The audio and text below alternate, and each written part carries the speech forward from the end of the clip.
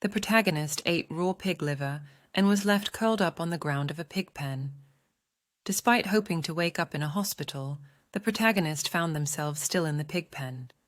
Their body felt heavy, and they couldn't move. They heard a girl's voice, and she rescued them, but they suddenly found themselves turned into a pig. The girl was examining them and could understand their thoughts.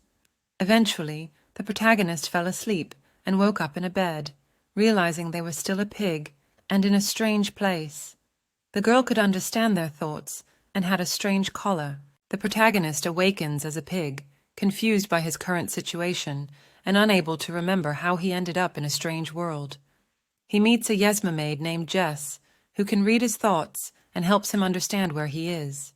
She cares for him with utmost kindness, which he appreciates but also worries about taking advantage of. Despite his awkwardness, they share a quiet moment together. The protagonist expresses his gratitude, but also his wish to not rely too heavily on Jess's help.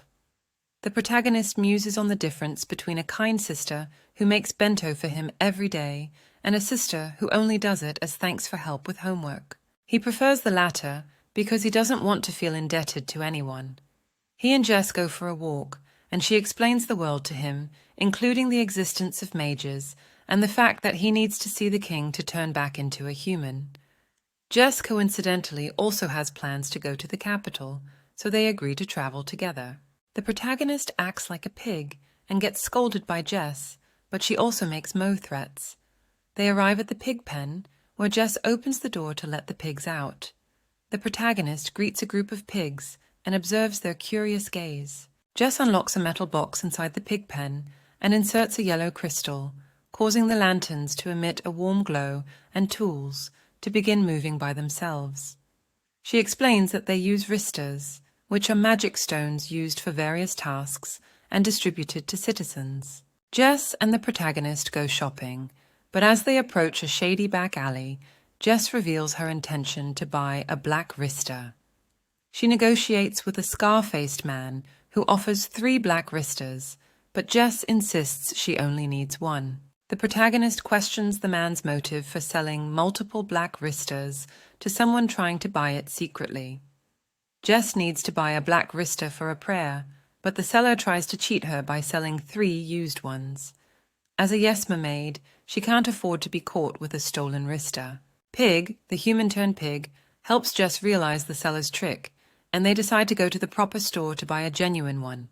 However, they only have 200 gold out of the required 600 gold. They must either increase their money or lower the price. Jess is leaving for the capital the next day, so there isn't much time left. Pig is determined to repay Jess's kindness and will find a way to obtain the rista before she departs. The protagonist and Jess need 400 gold to buy a black rista. They discover that the other Yesmas have been selling their genitals to make money, but the protagonist refuses to let Jess do this. They go to the store where Jess usually buys ristas and ask for a discount. The shopkeeper is hesitant, but after the protagonist suggests selling him as well as offering the 200 gold, the shopkeeper agrees. The protagonist impresses the shopkeeper with his dancing, and in the end, they exchange the protagonist for the black rista without needing the money. The protagonist finds himself in a difficult situation as he's unable to escape before the upcoming festival, which he needs to perform at. He's also under strict surveillance and fears that his attempted escape will have consequences for his friend Jess.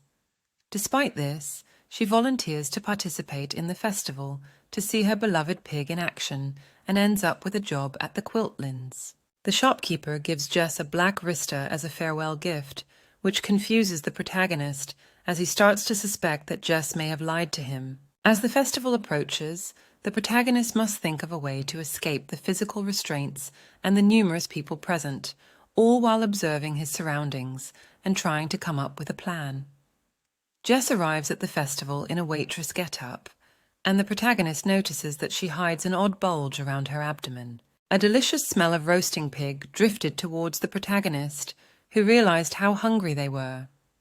Lucky for them, Jess had brought some fruit to tide them over. However, the pigs soon found themselves tied up and forced to dance for the amusement of the festival goers. Meanwhile, Jess worked hard at the rista shop, pouring drinks for the patrons. As the night wore on, the crowd grew, and performers took their turns on the stage.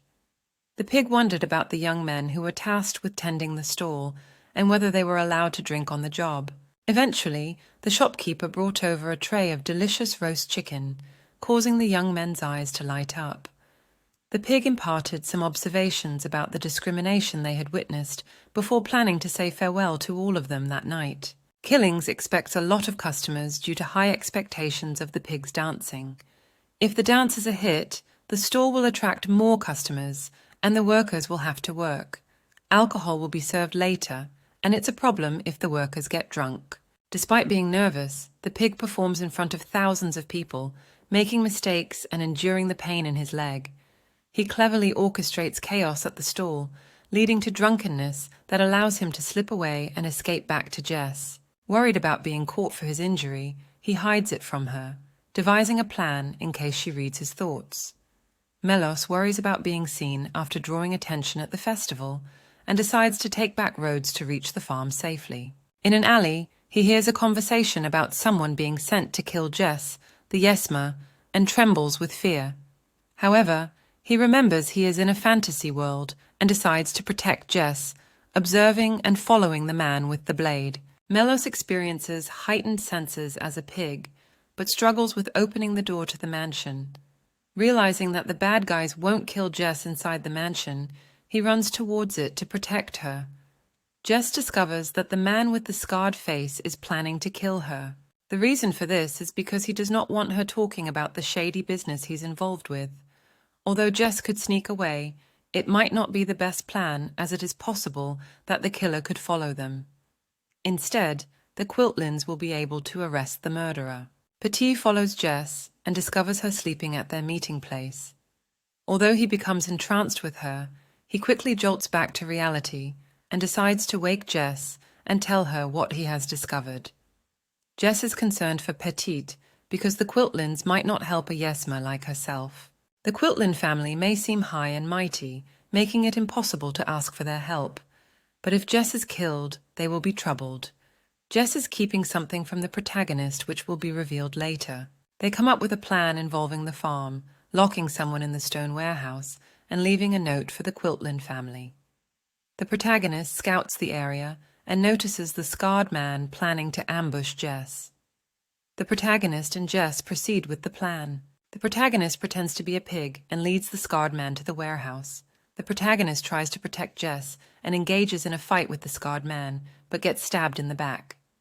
As the protagonist lays dying, Jess begs for him not to die. With death looming, Jess was desperately planning a way out, but the protagonist accepted his fate, despite Jess's words of concern. Even the provocative offer of a naked body couldn't change his mind.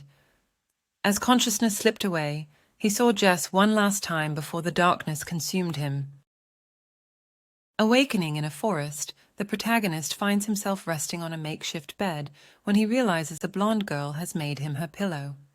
He remembers becoming a pig and locking up a man, but is surprised to find Jess wearing a wrinkle one-piece dress. As they discuss their current situation, the protagonist notices Jess's exhaustion and decides to carry her on his back.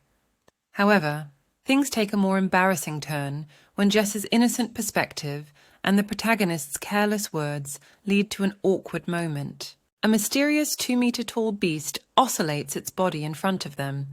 It's a hecklepon, and they're harmless. As they walk past the creature, Jess and the protagonist discuss the myths surrounding the animal and their own hobbies. However, the protagonist can't shake the feeling that Jess is running away from someone and is in potential danger. Despite his forebodings, he promises to accompany her to the capital no matter what. Jess reveals her fate. As a Yesma, she must leave her home at 16 and journey to the isolated capital, where she will offer her body to the royal family or die. Her collar, infused with magic, can't be removed without killing her. Should she successfully complete the ordeal, she will serve the royal family until death. Jess had been avoiding going to the capital, but confides in the pig that accompanied her. The pig vows to protect her, and together they plan countermeasures against Yesma hunters. They arrive at a small village to buy a scarf to cover Jess's collar, only to be interrupted by the arrival of suspicious men. As they entered the store, Jess's eyes sparkled with excitement as she examined the selection of scarves. The natural tones of the clothes on display emitted a warm and inviting feeling. After some discussion, they settled on a light green scarf with a bluish tint, which looked good on Jess. They then proceeded to a traveller's inn, where they were warmly welcomed by a plump, red-haired innkeeper and her young Yesma assistant, Theles. However, things took a serious turn when Jess spotted a Yesma collar on display, which belonged to the innkeeper's predecessor, Wise. After some discussion, they learned that the Bapsas monastery used to hide Yesmas, who turned 16. As they were served some food, Jess shared her connection to Quiltlin Sama's family, gaining some admiration from the innkeeper. Celes is asked to sit next to the protagonist, who is currently transformed into a pig.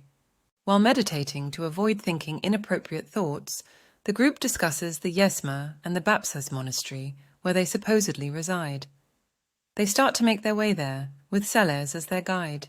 Along the way, they encounter a handsome and oddly familiar young man named Not, who insists that Jess cover her collar to avoid danger. Despite initial mistrust, the group accepts Not's help. The pig protagonist keeps a watchful eye on him, ready to protect Jess if necessary. Celes offers to escort Jess to the monastery, while Pig follows behind and admires Jess's legs. Upon arriving, Not prepares to attack a Hecklepon, which he quickly defeats with his daggers. After the battle, Jess washes Pig in a nearby spring and thanks him for carrying her while she slept. Pig ponders Not's intense stare towards Jess. Celes looked at Not with a complicated expression as he conversed with Jess. They had just returned to the inn after hunting, and nothing eventful happened, but the author wondered if their dinner plans would cause any trouble later. Not asked Jess to dine with him, but she hesitated, worried about Celes's reaction. Not didn't understand why, so he invited Jess anyway. They sat in a semi-private area and drank beer while discussing their hunt for Hecklepons. Celes brought food for the author, and they appreciated her effort. Jess grew sleepy, so Not escorted her to her room and asked if he could stay for a while. The author was left outside the door and heard Not ask Jess to lend him her chest. Unsure of what to do, the author eventually left and later heard a door opening in the middle of the night. After Not left the inn, the protagonist returned to Jess's room. Celes then woke him up and asked him to reveal his identity to Not in the morning. She doesn't want Not to become Jess's Chavillon and leave the village. The protagonist concedes to Celes's request, but admits he has no romantic claim on Jess. He realizes Jess resembles someone from Not's past and connects Not's hatred of Heckpons with a tragedy that happened at Bapsas Monastery. Not was once in love with Wise, a Yesma who died 5 years ago. He was devoted to her, even using a glass pendant with her image and part of her bones on his dagger hilts. Her death caused him to harbour hatred towards the Hecklepons, who he blames for her demise. Jess and the gang tried to persuade Not to come with them to the capital, but he refused. However, Celes confessed her feelings to Not, revealing that she didn't want him to leave because she liked him. Though he blushed at her confession, he still refused to join them. They planned to leave Not in the village before entering the capital, as he had to be Celes's Chavillon when she turned 16. Celes asked for a promise from the protagonist, who agreed and decided that there was no reason to keep Not. However, when asked if he would accompany them, Not was furious and asked why he should have the obligation to do so. The protagonist reminded him that he had come all the way there to accompany Jess and begged him not to let her die, to which Not eventually agreed. After paying for breakfast, they left the village with Celes seeing them off. The protagonist thanked Celes, who wished him well. Not and his companions, including a large white dog named Rossi, trek through the Valley of Oil and arrive at the bustling city of Munires. Jess learns that Yesmas are not allowed to use any form of transportation, and violating them in any way, including rape, is punishable by death. Not seems unresponsive to Jess's inquiries and focuses on purchasing small items. They spend the night at an inn before continuing their journey towards the capital, which is surrounded by a dense forest known as the Forest of Needles. Despite facing danger from Yesma hunters and Hecklepons, Not remains determined and vows to burn the forest down in the future. The journey is filled with strange encounters, and the group is consistently on the move. The protagonist couldn't resist the urge to discover what Not did with Jess the previous night, but Not dissed him, suspecting the protagonist made jokes about him. Although the protagonist succeeded in his objective, Not mistakenly believed that the protagonist knew what happened. Not confessed that he cried because he missed someone dear to him. Though regretful for assuming the worst of Not, the protagonist still plans to exploit romantic feelings for Jess's safety. They settle into an inn where they eat and learn about Yesmas and their magical silver collars.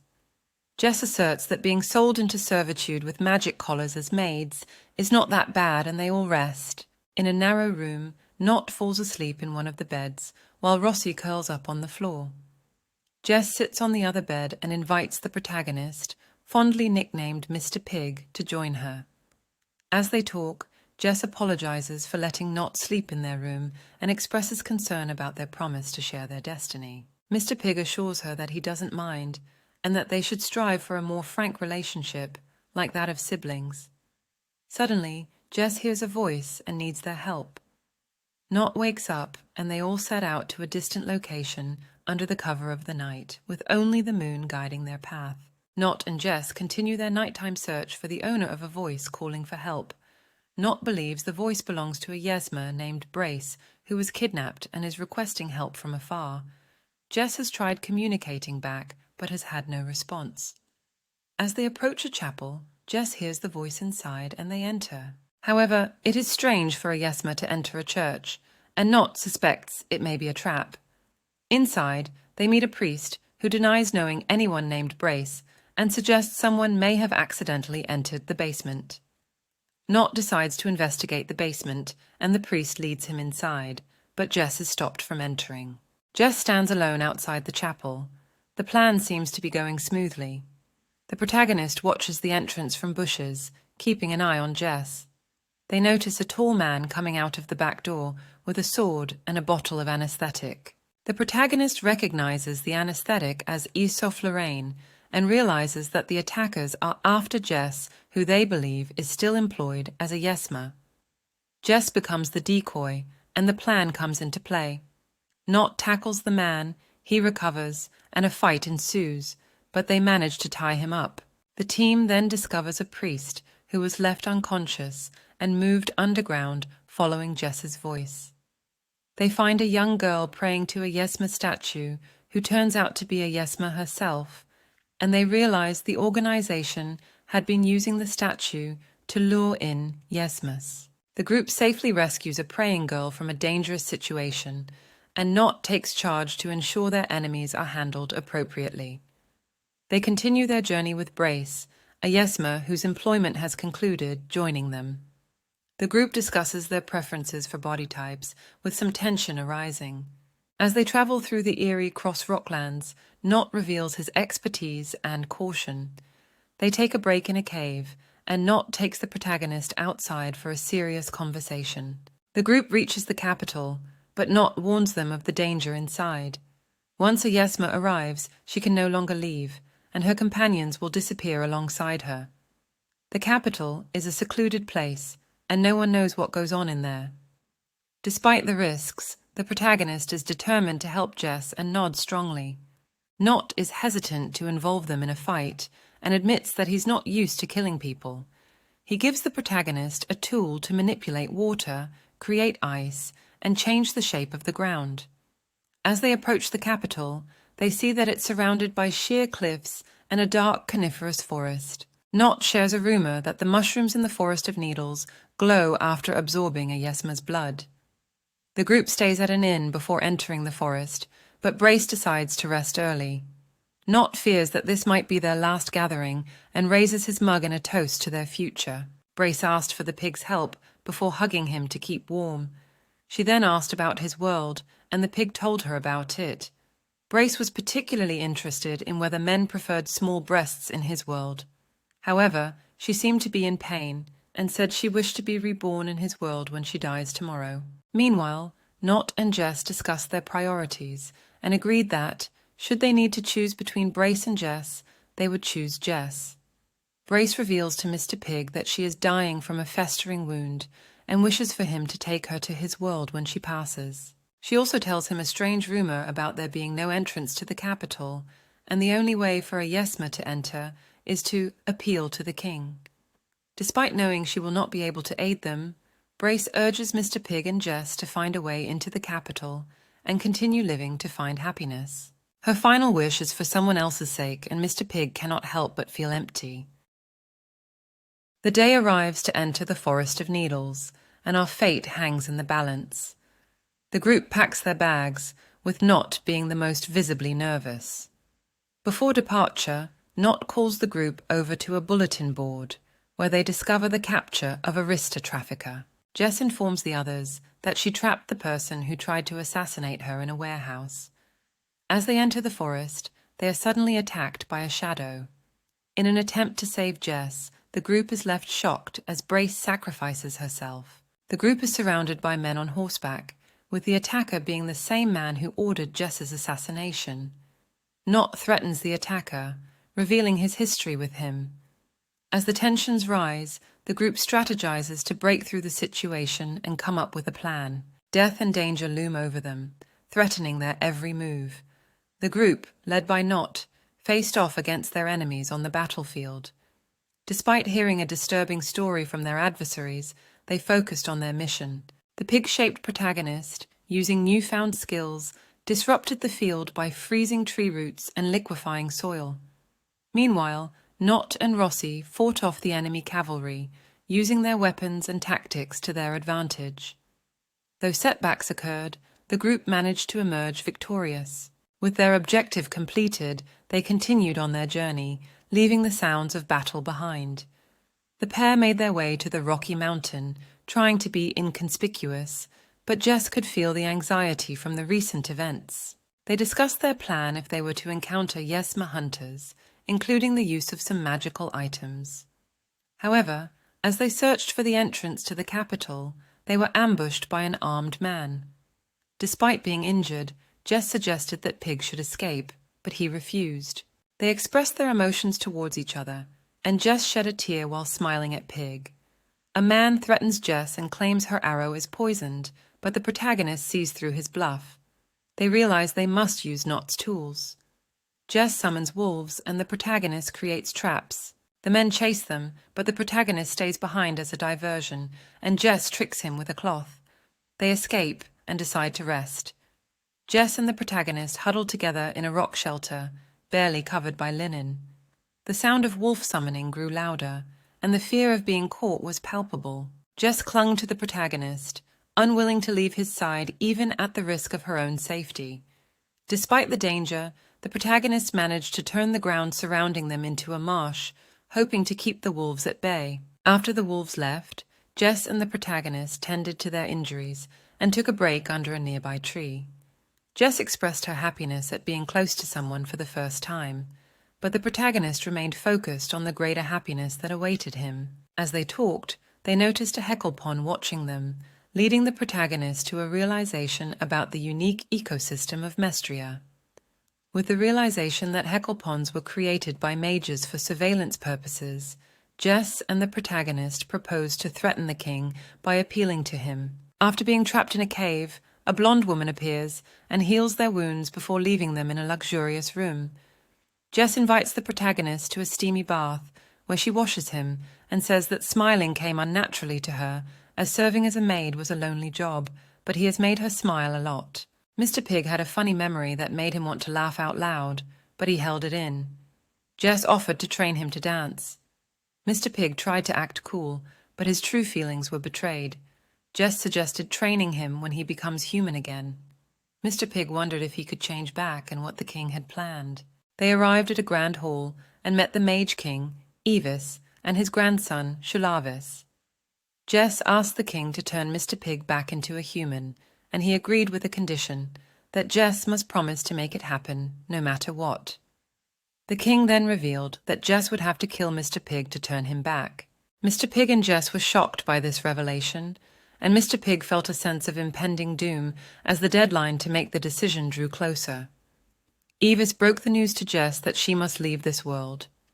She is a Yesma, a special breed of mage who wears a silver collar to keep her powers in check. Despite Jess's tears, Evis explains that keeping Yesmas in this world could lead to trouble, and their consciousness won't survive anyway. Jess is shocked to hear that she's a mage, but everything starts to make sense. Evis then reveals the truth behind the Yesma race and how they came to be. Mages were too aggressive, causing the Dark Ages until Vatis Sama sealed their power with the silver collars. But this caused unexpected consequences, turning the collared mages into obedient slaves. Evis justifies this, saying it's necessary to maintain stability in society. Yesmas are only allowed to live if they excel and reach the capital, and there are only female Yesmas to limit the population. Jess is heartbroken and can't understand why humans treat their own kind so unjustly. Mages are kept under strict control in this society. Male babies are aborted, and females are collar-controlled in order to prevent the birth of mages in unknown places.